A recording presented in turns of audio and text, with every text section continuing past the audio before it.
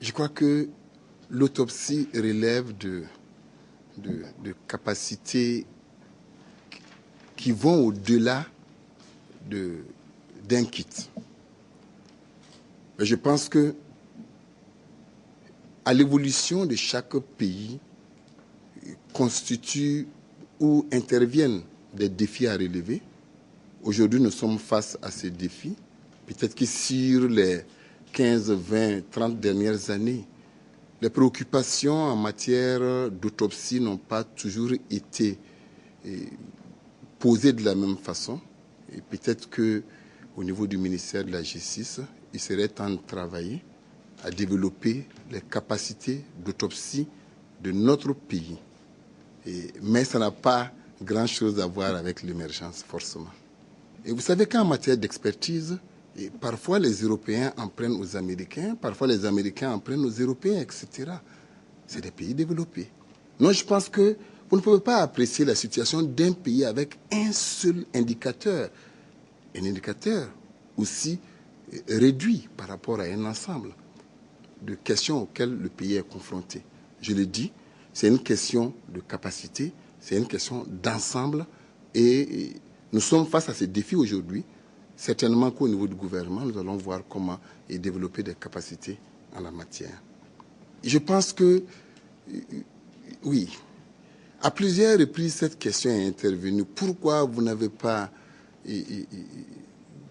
décrété un deuil national par rapport à telle question?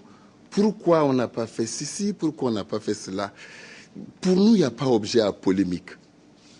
Ce n'est pas secret, je peux le dire.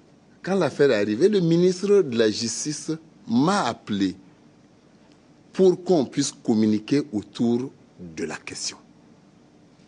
C'est une question de justice et nous nous concertons.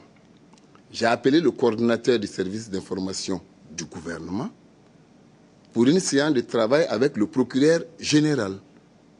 C'est ensemble que la communication qui est menée a été décidée. Pourquoi voulez-vous que le procureur parle? Pourquoi voulez-vous que nous parlions forcément? C'est tout. C'est un même gouvernement. Et le procureur, ce qu'il fait, c'est dans le cadre d'un département ministériel. Et j'ai dit, le procureur général et le coordinateur du service d'information du gouvernement se sont rencontrés suite aux instructions que le ministre de la Justice et moi-même nous avons données. Ils ont validé le format de communication et on s'en tient là, justement pour éviter des spéculations. On va dire le procureur général a dit ceci, le communiqué du gouvernement a dit cela, etc., etc. Nous pensons qu'en toute responsabilité, lorsque nous sommes face à une situation, nous apprécions et nous décidons, et c'est ce que nous avons fait.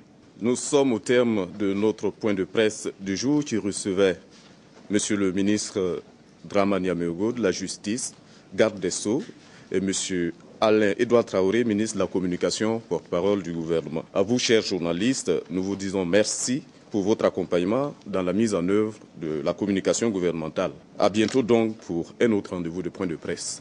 Merci.